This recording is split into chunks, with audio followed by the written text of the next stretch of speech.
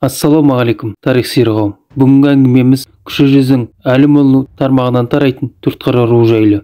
Төртқара руы жалпы қазақ халқының тарихында үлкен рөл атқарған, сонымен қатар өзбек, қырғыз, түркмен халықтарының арасында да өзінің үлесін қосқан ру болып табылады. Төртқара руының шығу жайлы екі түрлі аңыз бар. Соның бірі орта жүздегі Найман мен Керей руларының бір бөліктері бөлініп кіші жүзге қосылып, Наймандар арасында Төртқара деген тармағы бар, содан тараған деп. Ал Сәбитовтың ойы бойынша атақты Жәнібектің қолбасшысы Алау батырдың ұлынан тараған дейді.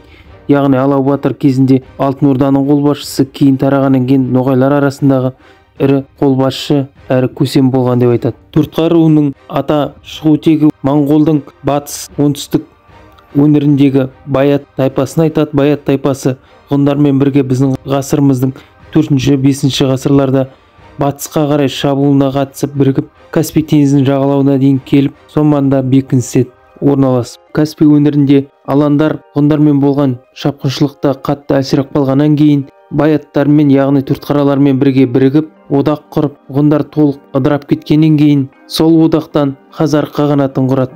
Хазар қағанаты орыстармен және оғыз тайпалармен басқа да сыртқы күштердің шапқыншылығынан кесірінен құлап, оғыз тайпаларының құрамына кіруге мәжбүр болады. Бұл оқиға жайлы анық 10 ғасырда болған оқиғаны Махмуд Қашқари өз кітабында толық жазған. 10-11 ғасырларда қыпшақтар пайда болып, оғыздарды ығыстыра бастайды. Оғыздар екіге бөлініп, бір жағы Қыпшаққа бағынса, екіншісі орыстардың оңтүстік даласынан арқылы өзінің туысқан Селжук тайпаларына қарай қашады. Моңғол шапқыншылықтары бітіп, толығымен Шыңғысхан жаулап алғаннан кейін Депші Қыпшақты өзінің үлкен ұлы Жошыға бергенімен, Төртқаралар толығымен моңғолдардың билігін мойындамайды. 13 ғасырларда Ақсақ Темірдің жұлдызы жанған кезде Төртқаралар оны қолдауға шешім білдіреді. Әмір Темірдің империясында аты шыққан Төртқаралардың бірі Оразби, яғни оның кеңесшісі, қолбасшысы болған, және Оразбидің ақылымен Ақсақ Темір астанасын Самарқандқа көшіреді. Кейінде Төртқаралар Ноғай ордасының белсенді әрі ірі тайпаларының бірі болады. Ноғай ордасы ыдырағаннан кейін көшпенді өзбектілер, яғни Әбілқайыр ханның хандығында аса рөл атқарады. Әбілқайыр өлгеннен кейін өз алдына дербестік алған Төртқаралар өз жерлерін қорғап қалу үшін Қазан хандығымен көптеген шапқыншылықтар болады. Бірақ үнемі өздері қорғай алмайтынын түсінген Қазақ хандығының құрамына еніп, Қасым ханмен келіссөз жүргізеді. Бірігіп, ноғайлардың шапқыншылығына қарсы тұруға келіседі. Сол кездері атақты әулие Сейітқұл батырдың атағы шыға бастаған кезет. Қасым хан қазақтардың қолдап Төртқаралардың одағына қатты қуанғаны сонша Сырдария, Қуандария және Каспий маңындағы жерлерді Төртқаралардың иелігіне береді.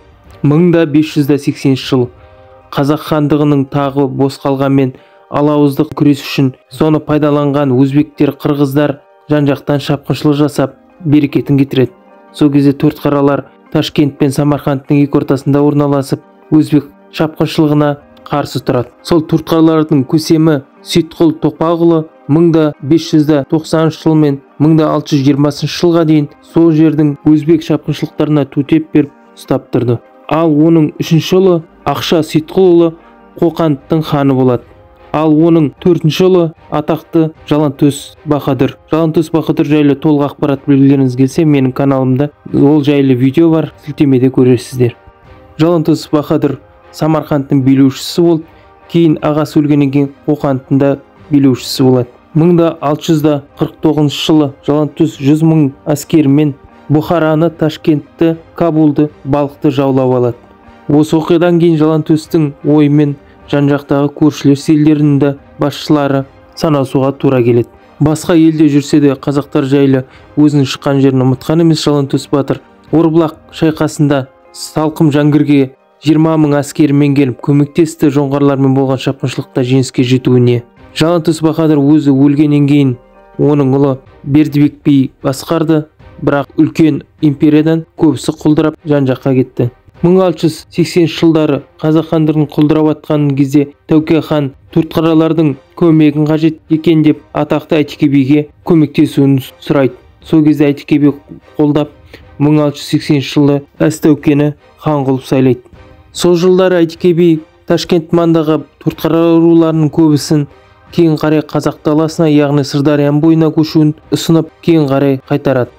Әйтеке би өлер өлгенше дейін қазақ халқына қызмет етіп, жоңғар шапқыншылық кезінде Төртқаралардан жасақ жинап отқан. 1700 жылы Әйтеке би қатты сырқаттанып қалып, бірақ сол кездері қазақ даласына жоңғарлардың шапқыншылық жасап атқанын естіген Әйтеке би: мен өлсем, күштерің жұмсамаңдар, бар күштерің жоңғарын қайтарыңдар, өзімнің бұйырған топырағы шар, осы араға көме салыңдар деп айтқан.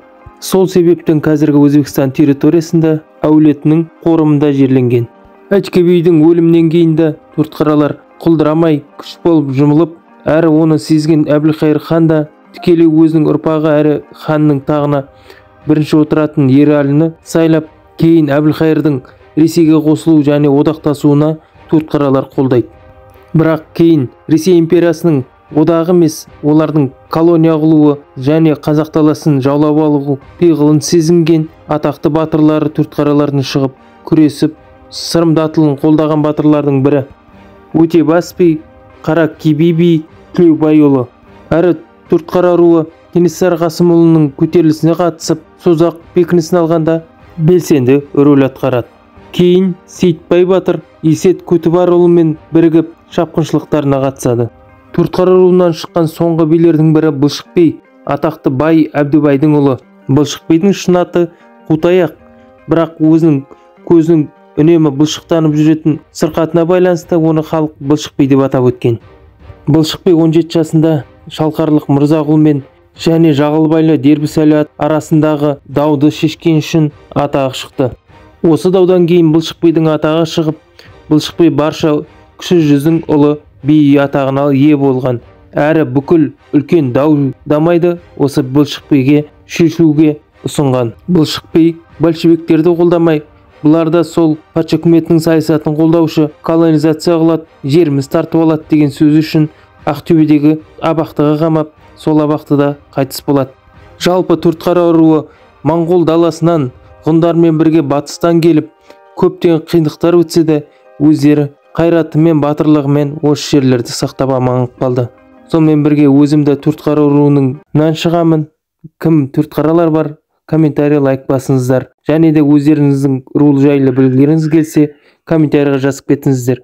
Каналыма жазылып, қолдау көрсетіңіздер ағайын. Рахмет тыңдағандарыңызға.